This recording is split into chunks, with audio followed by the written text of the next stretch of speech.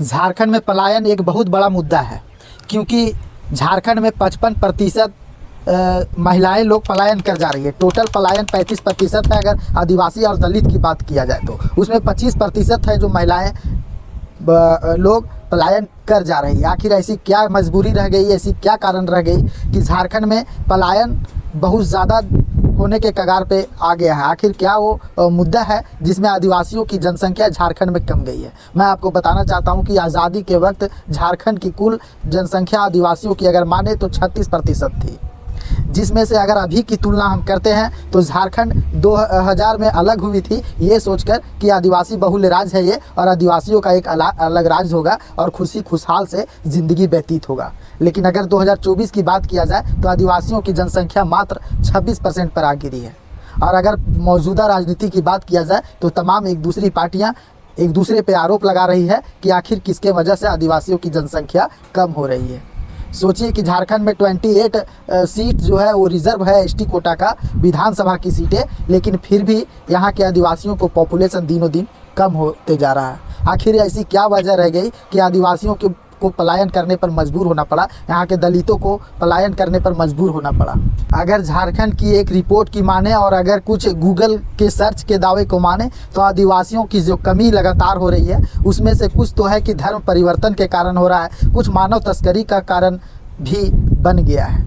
और सबसे ज़्यादा पलायन जो है लोग भूख की आग में पेट की आग बुझाने के लिए दिनों दिन यहाँ के आदिवासी दूसरे राज्यों में पलायन कर जा रहे हैं। कुछ जो है वो धर्म परिवर्तन कर जा रहे हैं, कुछ के मानव तस्करी के रूप में out of country out of state ले जाया जा रहा है। अगर झारखंड में मज़दूरों की बात किया जाए तो आदिवासियों को सिर्फ़ और सिर्फ मज़दूर ही समझा गया है, जो कि ऐसा नहीं होना चाहिए। जंगल और ज़मीन को लेकर झारखंड एक अलग हुआ था और झारखंड का मतलब ही है झाड़ प्लस खंड, लेकिन आज जंगल और ज़मीन से कोसों दूर आदिवासी जो है वो मेन टाउन की ओर प्रस्थान करने पर मजबूर हो गए हैं, क्योंकि अपनी रोज़ी और रोटी का सवाल है। लेकिन सरकार 28 विधानसभा सीट होने के बाद भी जिस तरह से आदिवासियों को अनदेखा किया जा रहा है, ये बहुत ही बड़ी और शर्मनाक बात है। अभी एक मुद्दा छाया हुआ है घूसपैठिए का झारखंड में। बताइए कि 2000 से 2024 साल बीत जाने के बाद झारखंड में अगर जामताड़ा पलामू तरफ का बात किया जाए तो पता चल रहा है कि घुसपैठिए लोग वहाँ पे अपना डेरा जमा रहे हैं, अपना पैर जमा रहे हैं। आखिर वो किसके कारण, किसके आड़ में वो अपना पैर जमा रहे हैं और झारखंड में अपनी सेवा बहाल कर रहे हैं और रहने की कागजात पूरी कर रहे हैं, ये तो देखना बहुत ही ज़रूरी है। अगर भारत सरकार राज्य सरकार पे कहती है ठीकरा फोड़ती है तो राज्य सरकार भी एक मिनट देरी नहीं करता है और वो भारत केंद्र सरकार पे ठीकरा फोड़ती है कि यह गृह मंत्रालय के अंदर है कि किस तरह से घुसपैठिए आ रहे हैं। लेकिन अगर आप एक राज्य के मिनिस्टर हो, सीएम हो और राज्य के मुखिया हो तो आपको बहुत ज़रूरी होता है ये जांच पड़ताल करना कि आखिर घुसपैठिए आ कहां से रहे हैं।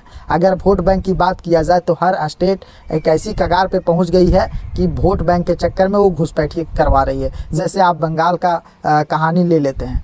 लेकिन 2024 में जो विधानसभा की चुनाव होने वाली है उसमें एक शेर दहाड़ रहा है, उसका नाम है जयराम महतो। और जयराम महतो एक ऐसी हवा चली है कि वो सभी मुद्दे पे खुल के बात कर रहे हैं, चाहे वो घुसपैठियों की बात हो, चाहे वो आदिवासी की बात हो, विस्थापन नीति की बात हो, 60-40 की बात हो, सभी पे वो अपना दम दिखा रहे हैं। ये देखना और सोचने वाली बात होगी कि क्या 2024 में वो कितने सीट से सरकार बना पाएंगी, या फिर इस बार भी उन्हें सिर्फ और सिर्फ मेहनत करना होगा, या फिर मेहनत के बदले यहाँ की जनता कामयाबी देती है, या फिर अभी और उनको वेट करना होगा। ऐसे मुमकिन नहीं है। ऐसे बहुत कहते हैं कि अगर जो लोग एक जगह पे पैर जमा लेते हैं उनको हटाने में बहुत ताकत लगानी पड़ती है, और जयराम महतो को कुछ उसी तरह करना होगा कि जो आज 24 सालों से जकड़े हुए हैं एक ही जगह पे, उस जकड़े हुए स्थान को मजबूती के तरफ मजबूती के साथ हटाना होगा।